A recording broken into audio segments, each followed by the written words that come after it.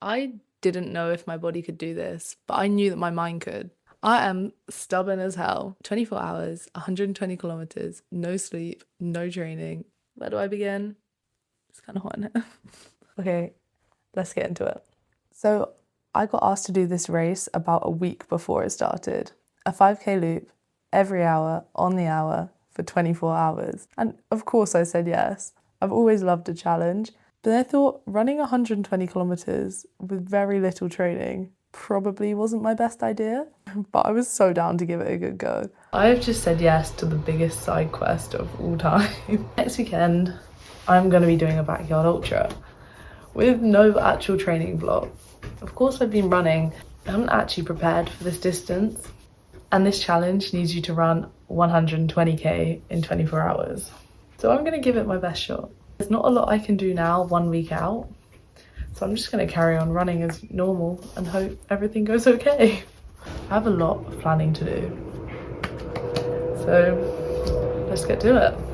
My ultra experience is very limited, so packing was an interesting one. I basically just hunted the shelves for every carb source I could find and put 4 of them in my basket. So I didn't really go in with a strategy, just eat between every single 5K and hope for the best. I think I came to regret that decision. There's a wasp in here. Go away, go away, go away. Please leave. Please leave. Please, sir. Okay, the threat has been removed. When I was younger, I had a crippling fear of failure. I would avoid really trying at things just in case I failed anyway, and didn't want to face that my best just sometimes wasn't good enough. When we got there, they asked us what we were going for, and very unlike me, I forced myself to say the full 120 kilometers. The fear of failure in me wanted to say 60 and go for something way more reasonable.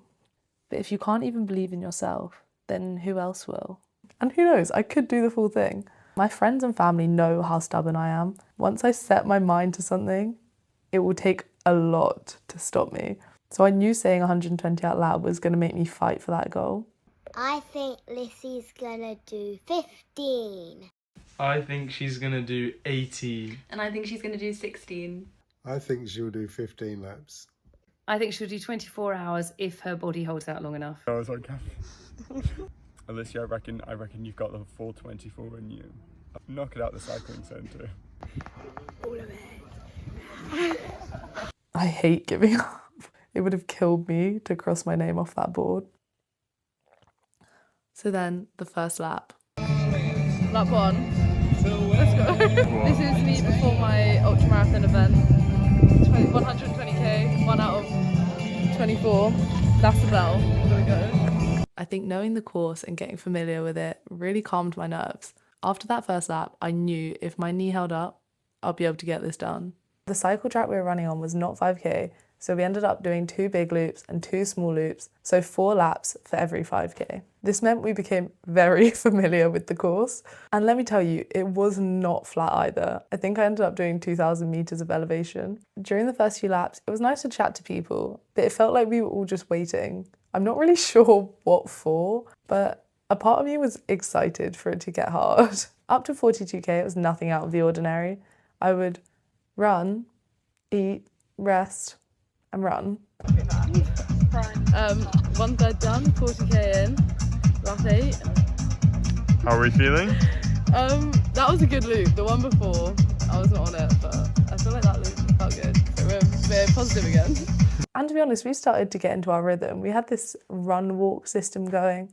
We'd run on the down and the flat, and then walk up the hills. But at 42 kilometers, we crossed into uncharted territory. I'd never run that far before. It'd taken 8 hours to run a marathon. And then the sun set. I had been so excited to wear a head torch because it makes me feel so professional. That first lap in the dark was really fun. We now had a solid group that were run walking through the night, but people were definitely starting to feel it. What started out as running turned into a bit of a hobble. Overall, the spirits are still quite high. I'd say about 12 o'clock was where things started to get a bit rough for me. I was struggling to eat anything. Halfway in, lap, what is that, 12? Lap 12, 60k. It was a bit of a tough one, the stomach is struggling. But we're gonna go the whole way, so it's fine. The bell. I would come back, have some dry food, try and get some water down, and then feel so sick when I ran. So our group decided to do a walking lap, and that definitely helped the situation. But from then on, I had to change the fueling strat if I was planning on keeping any food down. Around 3 a.m. was the descent into late night chaos. The conversations started getting pretty weird, and I couldn't really tell you what they were about. Those few hours kind of feel like a fever dream, but we really started to find our rhythm. A lot of people were looking forward to the sunrise, but I was strangely enjoying the night. My new fueling strat was don't force feed on the rests, take food with you and eat when you're walking on the uphills, and also chewing gum. Chewing gum changed the game for me because my mouth was so dry, and having just 1 milliliter, one drop of saliva in my mouth made food edible again. Then the sun came up.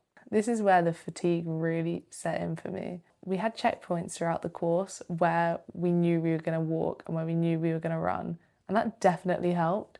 Each time we would start to run after walking was an effort. And I think if it wasn't for that group, I would not have run as much as I did. Long live the walking tree, man, because seeing that tree and knowing you got to walk up the next hill, I can't describe that feeling to you.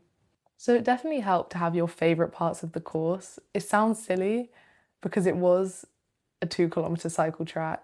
I would look forward to my favourite corner and my favourite flat. Getting to 100k was a huge checkpoint for me. 100k done, that's 20 laps, 4 to go. Knee kind of hurts, but still feeling good, and we're gonna get this done. I'd had that number in my head for a long time. Also, just 20k to go to the finish.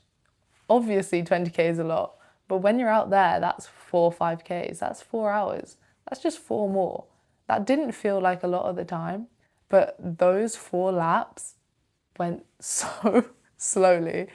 And on the way up the hill, around 100k, I felt my knee go. I told myself I'd walk the rest if I had to, but luckily it didn't come to that. Then that final 5k came.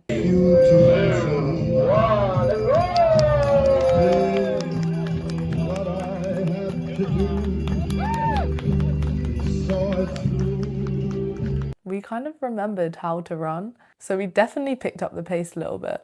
But at the same time, that last lap was kind of sad. After 95 loops of that weird little cycle track, it started to feel like home. I had my favourite sections, my favourite checkpoints, that gorgeous, gorgeous walking tree, and I knew I'd never run it in quite the same way. I don't think I stopped smiling for the entire 24 hours. I think it hit at that point how far it really was. When I signed up, I did not have any sort of big why, just kind of a why not. And I left there with my reason to do more. And that is the people. For 24 hours, you're in your own little world. It felt like the outside world just kind of paused. I don't think I can quite describe the bond you build with people after running on an obscenely hilly cycle track for 24 hours. The silent understanding of each other's pain when no one wanted to talk about it because we're trying to stay positive really just makes you feel like you're not alone in it. And the real beauty of this event is that it's not a race. We weren't competing against each other, just our own minds and our own limits. And so everyone just wanted everyone else to win that battle. In signing up to this, I really just put that fear of failing behind me. I made it clear that I wanted to do the full 120, but I wasn't necessarily convinced that I could do it. And putting myself in the position where I could potentially not meet my goals is something I avoided for such a long time. And obviously sometimes I'm not going to meet that goal. And instead of seeing it as failure, I think I just have to see it as a chance to learn. So if you're afraid to go for your goals, just do it anyway. Because even if you do fail, you'll be far closer than if you hadn't even tried. You don't need some big reason or why, just curiosity, courage, and maybe a little bit of stupidity. But you'll figure out the rest on the way. I just wanted to say thank you to the Art Project for inviting me to do this event. I had the best time and I cannot wait to do another one. I did not believe I'd ever be saying this. Can't wait to run another ultramarathon. That is obviously after I regain function of my right knee.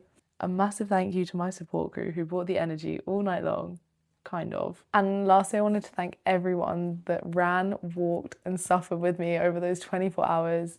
You guys are amazing and I'll see you on the next loop. I've never done ASMR before. This feels really weird.